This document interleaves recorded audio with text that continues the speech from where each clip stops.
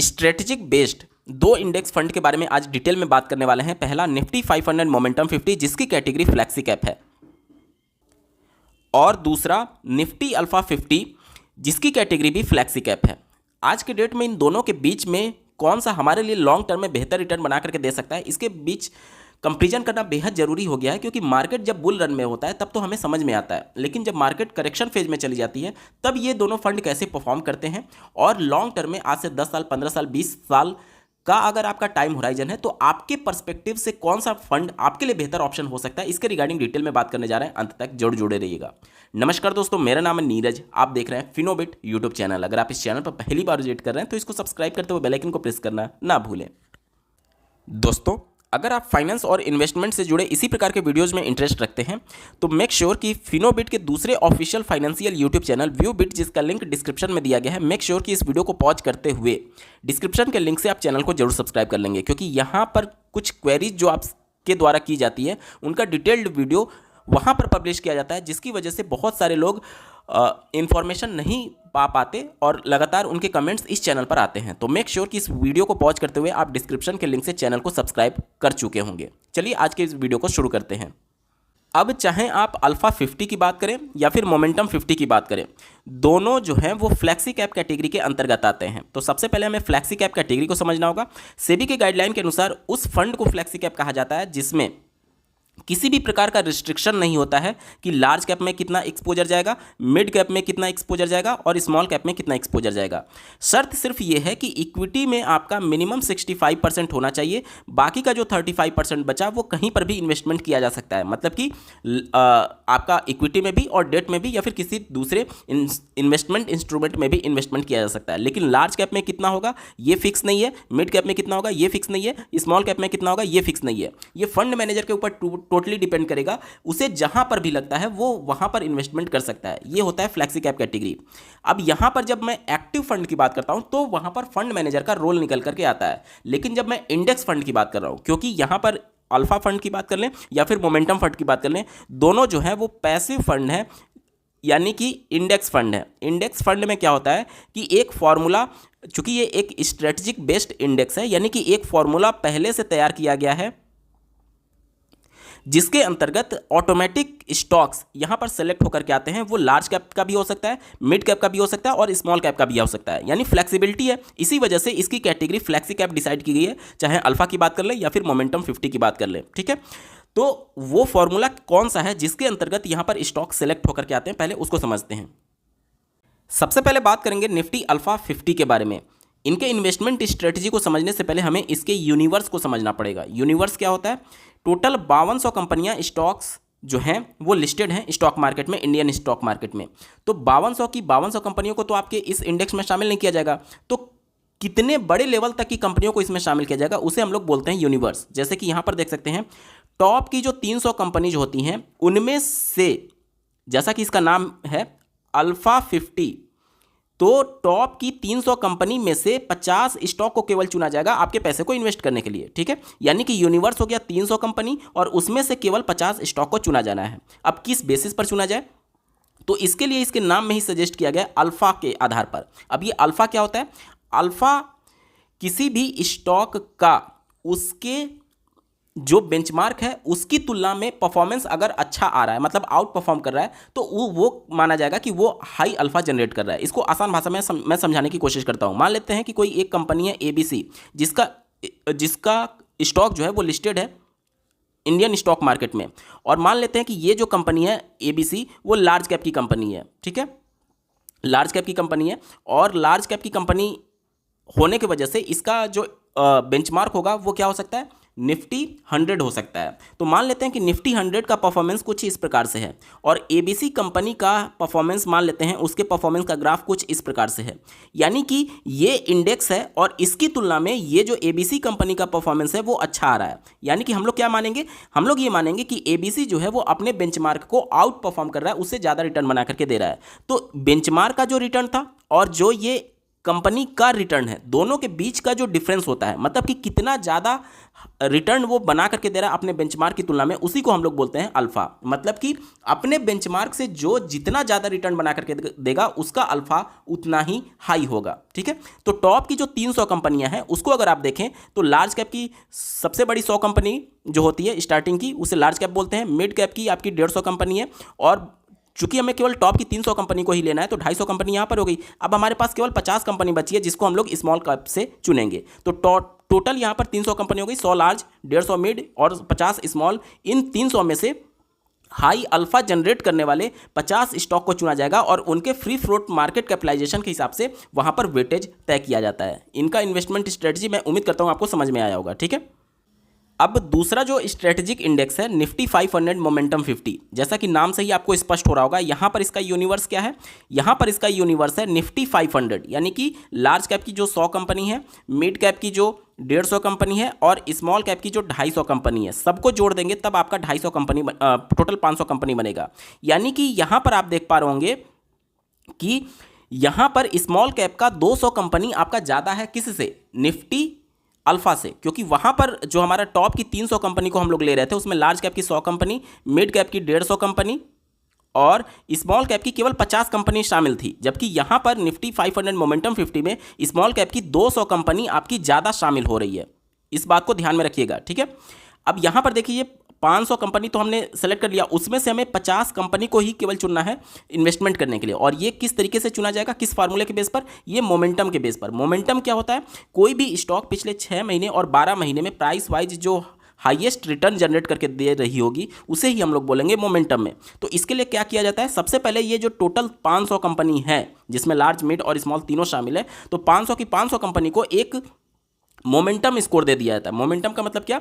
पिछले 6 महीने में जिस कंपनी ने सबसे ज़्यादा रिटर्न बना करके दिया होगा उसको एक रैंकिंग मिल जाएगा, और जिसने सबसे कम रिटर्न बना करके दिया होगा उसको 500 रैंकिंग मिल जाएगा। तो इस तरीके से सभी कंपनी को एक सीक्वेंस में अरेंज कर दिया जाएगा। ठीक है, उसके बाद से जो कंपनी का फ्री फ्लोट मार्केट कैपिटलाइजेशन होता है उससे एडजस्ट करते हुए नॉर्मलाइज्ड मोमेंटम स्कोर से मल्टीप्लाई करके वेटेज तय किया जाता है। मतलब कि इस तरीके से वेटेज तय करने के बाद से जो सबसे बड़ी 50 कंपनी आएगी मोमेंटम के आधार पर, उसमें आपके पैसे को इन्वेस्ट किया जाएगा। तो इनके इन्वेस्टमेंट का स्ट्रेटेजी ये होता है। ठीक है, स्मॉल कैप का जो इंडेक्स है वो अपने ऑल टाइम हाई से इस समय लगभग 24% के आसपास करेक्ट हो चुका है।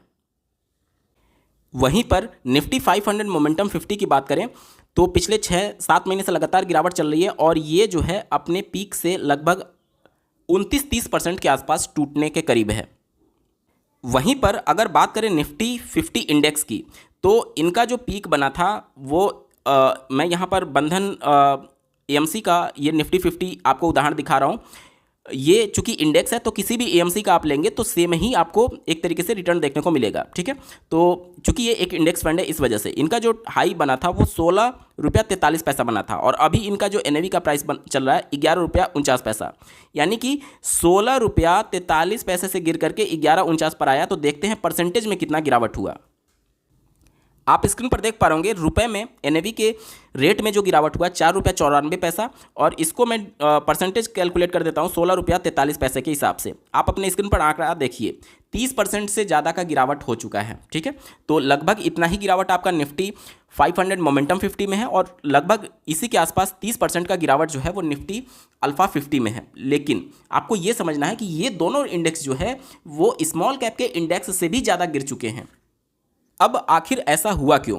तो यहाँ पर देख लीजिए, अल्फा 50 की बात कर लें या फिर मोमेंटम 50 की बात कर लें, दोनों में किसी भी प्रकार के इमोशंस का यूज नहीं है या फिर किसी भी फंड मैनेजर का एक्टिवली पार्टिसिपेशन नहीं है। फार्मूला बेस्ड ये इंडेक्स ऑटोमेटिक जो स्टॉक्स होते हैं उसको पिक करता है।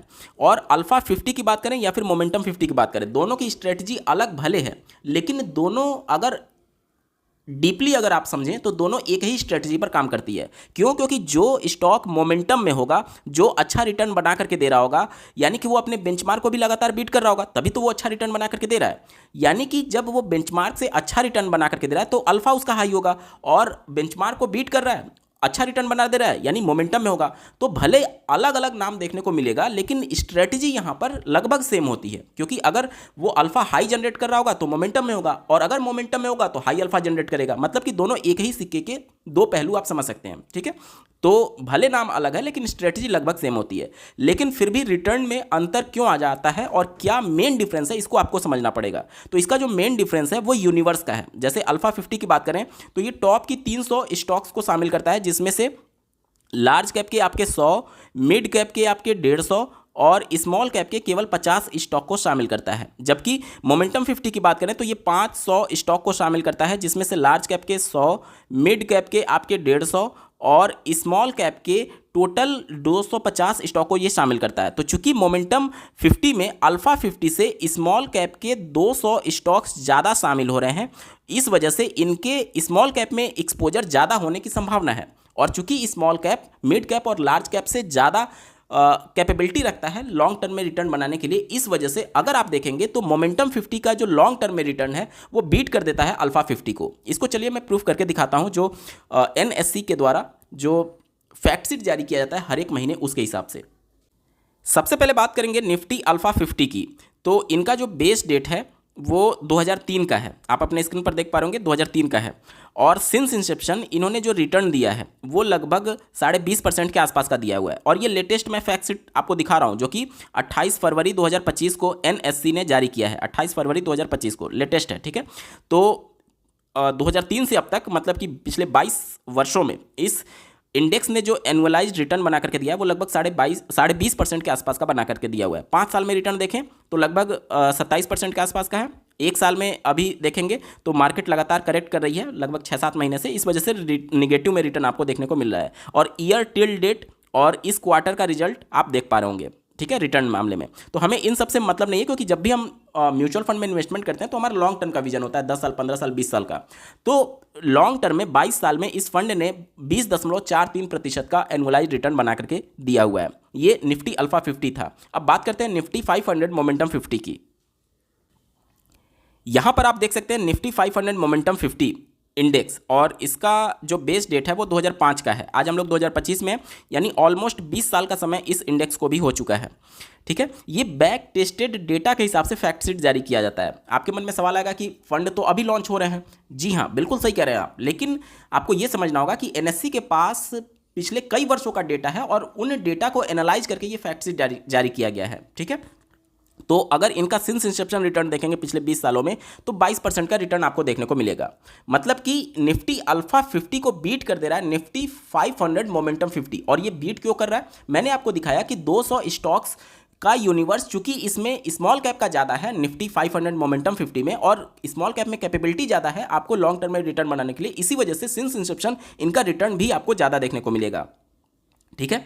1 साल में, 3 साल में, 6 महीने में किस फंड ने कैसा परफॉर्म किया वो मैटर नहीं करता है, क्योंकि आपका लॉन्ग टर्म का विजन है। और इन दोनों इंडेक्स में आप तभी इन्वेस्टमेंट करने की सोचिएगा जब आपका टाइम होराइजन 10 साल से ऊपर का हो, कम से कम 10 साल, ठीक है, क्योंकि बहुत ज़्यादा ये वोलेटाइल फंड होते हैं। इसके बारे में आगे हम लोग बात करने वाले हैं, ठीक है। तो यहाँ पर आप समझ पाएंगे कि दोनों फंड में से लॉन्ग टर्म में निफ्टी 500 मोमेंटम 50 में कैपेबिलिटी ज़्यादा है, क्योंकि यहाँ पर स्मॉल कैप के स्टॉक्स ज़्यादा सेलेक्ट होने की संभावना रहती है, ठीक है।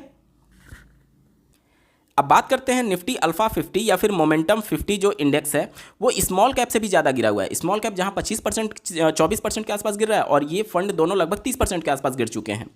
तो क्या इसमें इन्वेस्टमेंट करना चाहिए? देखिए, इनका इन्वेस्टमेंट स्टाइल ही ऐसा है कि जब भी मार्केट बियर में होगा, मतलब कि मार्केट में करेक्शन फेज चल रहा होगा, तो ये बहुत तेज़ी से नीचे गिरते हैं। क्यों? क्योंकि अल्फा 50 की बात कर लें या फिर मोमेंटम 50 की बात कर लें, कोई भी यहाँ पर फंडामेंटली स्ट्रांग स्टॉक्स की बात नहीं होती है।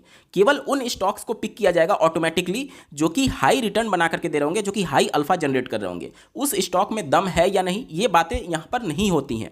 उस स्टॉक्स का फंडामेंटल स्ट्रांग है या नहीं, पिछले 5 साल में, 10 साल में उस स्टॉक का परफॉर्मेंस कैसा है, वो यहाँ पर बात नहीं होती है। केवल एक फॉर्मूला तय कर दिया गया और उस फॉर्मूले से ऑटोमेटिक स्टॉक्स यहाँ पर इंडेक्स में शामिल हो जाते हैं, ठीक है। अब आपको समझना यह है कि चूंकि यहाँ पर फंडामेंटली स्ट्रांग या फिर फंडामेंटल चेक ही नहीं किया गया, तो मान लेते हैं कि किसी स्टॉक में पंप डंप करके उसका प्राइस बढ़ा दिया गया हो, या फिर किसी भी वजह से, जैसे कई बार स्टॉक्स कंपनियों को लेकर के निगेटिव खबर अचानक से आ जाती है तो और वो स्टॉक धड़ाम से नीचे गिर जाता है, तो इस तरीके की चीज़ें फंडामेंटली जो स्ट्रॉन्ग स्टॉक होते हैं उसमें देखने को नहीं मिलता है। तो चूंकि यहाँ पर केवल रिटर्न देखा गया, केवल अल्फा देखा गया, उसकी वजह से उसका फंडामेंटल नहीं चेक किया गया, इस वजह से ये बहुत तेज़ी से ऊपर भी चढ़ सकते हैं और बहुत तेज़ी से नीचे भी गिर सकते हैं। तो चूंकि जब मार्केट बियर फेज में चली जाती है तो ऐसे स्टॉक जिनका फंडामेंटल स्ट्रांग नहीं होता वो बहुत तेज़ी से नीचे आने लगते हैं। इसी वजह से अल्फा 50 और मोमेंटम 50 में गिरावट भी बहुत तेज़ी से होती है और इवन स्मॉल कैप से भी ज़्यादा गिरावट यहाँ पर आपको देखने को मिलता है। ठीक है, लेकिन जब मार्केट बुल रन में आएगा, जब मार्केट में तेजी होगी, तो यहां पर फिर फंडामेंटल चेक नहीं किया जाएगा, सिर्फ ये देखा जाएगा कि 6 महीने में किसने हाई अल्फा जनरेट किया है, किसने ज़्यादा रिटर्न बना करके दिया है। तो नो डाउट उस कंडीशन में जब मार्केट बुल रन में रहेगा तो ये आपका स्मॉल कैप को भी बीट करने की कैपेबिलिटी रखता है। ठीक है, क्योंकि स्मॉल कैप में अगर आप एक्टिव फंड की तरफ जाएंगे या फिर मिड कैप की तरफ जाएंगे या फिर लार्ज कैप की तरफ जाएंगे तो वहां पर क्या होगा कि एक्टिव फंड में फंड मैनेजर स्मॉल कैप में मिड कैप और लार्ज कैप को भी शामिल करके रखेगा। इसके अलावा मिड कैप है तो उसमें लार्ज कैप और स्मॉल कैप को भी शामिल करके रखेगा, और लार्ज कैप है तो 80% तो लार्ज कैप होगा ही होगा। तो वहाँ पर जो बायसनेस है उससे वो एक्टिव जो फंड है वो प्रभावित हो सकता है। लेकिन चूंकि यहाँ पर किसी भी फंड मैनेजर का बायसनेस नहीं है, वो सब कुछ फार्मूला बेसिस ही स्टॉक यहाँ पर पिक हो रहे हैं, कोई इमोशन यहाँ पर काम नहीं कर रहा है। इस वजह से जब मार्केट बुल रन में होती है तो ऐसे स्टॉक्स ही पिक होते हैं जो कि अच्छा खासा चल रहे होंगे और लगातार आपको अच्छा खासा रिटर्न बना करके दे रहे होंगे। अब आपके मन में सवाल आएगा कि मान लीजिए आज कोई स्टॉक चल रहा है, कल को ना चले तो यहाँ पर रीबैलेंसिंग किया जाता है। जैसे निफ्टी अल्फा 50 की बात करें तो ये हर 3 महीने में, मतलब हर क्वार्टर में इसको रीबैलेंस कर दिया जाएगा, मतलब हर 3 महीने में चेक किया जाएगा कि कौन हाई अल्फा जनरेट कर रहा है और उसको फिर से पोर्टफोलियो में शामिल कर लिया जाएगा, और जो अल्फा खो चुका होगा यानी अल्फा आप जनरेट नहीं कर रहा होगा उसको स्टॉक से, उस स्टॉक को बाहर निकाल दिया जाएगा। और इसी प्रकार से मोमेंटम 50 की बात करें तो उसका रीबैलेंसिंग जो होता है वो साल में 2 बार यानी 6 महीने पर होता है, यानी कि साल में 2 बार फिर से टेस्ट किया जाएगा कि कौन सा हाई रिटर्न जनरेट कर रहा है, उसके आधार पर फिर से पोर्टफोलियो बनाया जाएगा। तो ये पूरा इन्वेस्टमेंट का स्ट्रेटजी होता है। तो ओवरऑल अगर बोलें तो दोनों इंडेक्स अच्छे हैं। NSE के बैक टेस्ट डेटा के हिसाब से अच्छा खासा इन्होंने रिटर्न जनरेट किया हुआ है, और अगर आप चाहें तो इन्वेस्टमेंट कर सकते हैं, लेकिन कोई भी रिकमेंडेशन या फिर सजेशन नहीं होगा, सिर्फ और सिर्फ एजुकेशन पर्पज़ के लिए ये वीडियो बनाई गई है। ठीक है, आपको ध्यान ये देना है कि अगर आपका टाइम होराइजन 10 साल से कम है तो इस प्रकार के इंडेक्स से बच करके रहना चाहिए आपको, क्योंकि डाउन साइड प्रोटेक्शन इनमें बहुत कम होता है, स्मॉल कैप से भी ज़्यादा गिर जाएगा ये। ठीक है, तो 10 साल से ऊपर का टाइम होराइजन है तभी आप इस प्रकार के इंडेक्स को विचार करिएगा। आपको ये वीडियो कैसा लगा, मेरा एफर्ट कैसा लगा, कमेंट के माध्यम से जरूर बताइएगा, और ऐसे ही महत्वपूर्ण अपडेट के लिए इस चैनल को सब्सक्राइब करना ना भूलें। इस वीडियो को देखने के लिए आपका बहुत बहुत धन्यवाद। भगवान करे आपका दिन शुभ हो।